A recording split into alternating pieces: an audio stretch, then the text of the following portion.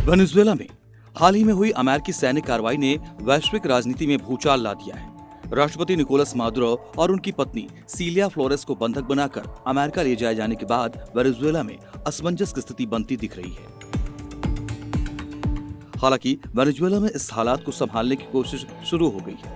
एक तरफ वेनेजुएला के उपराष्ट्रपति और तेल मंत्री डेल्सी रोड्रिगेज ने औपचारिक रूप से देश की अंतरिम राष्ट्रपति के रूप में शपथ ली, तो बदलते घटनाक्रम में प्रेसिडेंट मादुरो के बेटे निकोलस अर्नेस्टो मादुरो गुवेरा ने भी देश की अखंडता और सुरक्षा को बरकरार रखने का भरोसा दिया है, जिससे जनता में एक नई उम्मीद जगी है। लेकिन वेनेजुएला के साथ ही ईरान में बड़ा राजनीतिक संकट गहरा रहा है।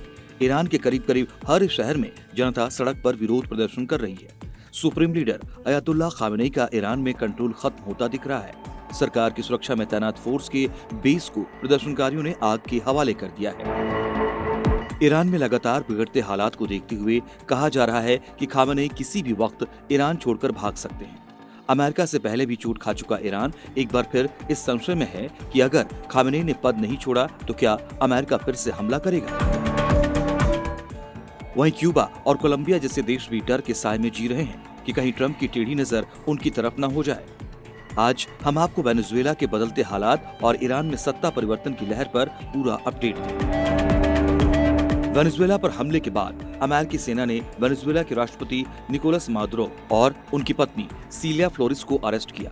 इसके बाद दोनों को न्यूयॉर्क की फेडरल कोर्ट में पेश किया गया, जहां से उन्हें न्यूयॉर्क सिटी की एमसीडी ब्रुकलिन जेल में भेज दिया गया, जहां वो एक कैदी की तरह रह रहे हैं। कोर्ट में जज के सामने मादुरो ने कहा, मैं निर्दोष हूँ, मैं दोषी नहीं हूँ, मैं एक नेक इंसान हूँ, अपने देश का राष्ट्रपति हूँ, मेरा अपहरण किया गया है।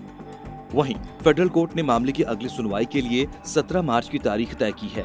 इधर वेनेजुएला में संविधान संकट और लोकतांत्रिक व्यवस्था को संभालने की तेजी से कवायद शुरू हुई और पहले निकोलस मादुरो के बेटे जनता के सामने आए, तो वहीं वेनेजुएला की मौजूदा उपराष्ट्रपति डेल्सी रोड्रिगेज ने अंतरिम राष्ट्रपति पद की शपथ ली, जिससे देश में स्थिरता की उम्मीद जगी है। वेनेजुएला में मादुरो के बेटे और अंतरिम राष्ट्रपति ने निकोलस मादुरो की अनुपस्थिति में देश को भरोसा दिया है कि वो अमेरिकी राष्ट्रपति डोनाल्ड ट्रंप के चैलेंज को स्वीकार करते हैं। दोनों ने वेनेजुएला को फिर से खड़ा करने का ऐलान किया है। वेनेजुएला में तो हालात को संभालने की कोशिशें शुरू हो चुकी हैं, लेकिन ट्रंप की ब्लैकलिस्ट में शामिल देश ईरान जल रहा है। ट्रंप पहले ही ईरान को अपने घातक हथियारों के हमले से आगाह करा चुके हैं। अब वेनेजुएला के बाद दुनिया में चर्चा इसी बात की हो रही है कि क्या ट्रंप ईरानी खलीफा अयतुल्लाह खामेनेई के साथ भी वही करेंगे जो मादुरो के साथ किया। हालांकि ट्रंप खामेनेई का क्या करेंगे ये बात की बात है। इससे पहले ईरान की जनता खुद अपने सुप्रीम लीडर के खिलाफ खड़ी हो गई है। देश भर में जनता सड़क पर उतरकर विरोध प्रदर्शन कर रही है। सुप्रीम लीडर अयतुल्लाह खामेनेई का ईरान में कंट्रोल खत्म होता दिख रहा है।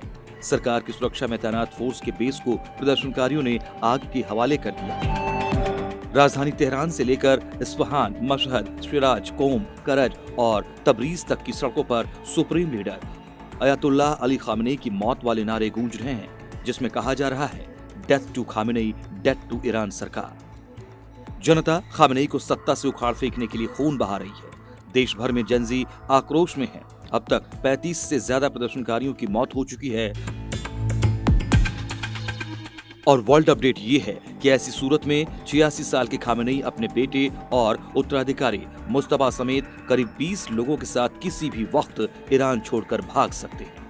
खामेनेई के लिए इससे भी बड़ी मुसीबत ये है कि अमेरिकी राष्ट्रपति ट्रंप ने ईरान को चेतावनी दी है कि अगर प्रदर्शनकारियों पर कार्रवाई की गई तो अमेरिका हस्तक्षेप करेगा और जरूरत पड़ी तो सीधा हमला करेगा। ब्यूरो रिपोर्ट, जी मीडिया।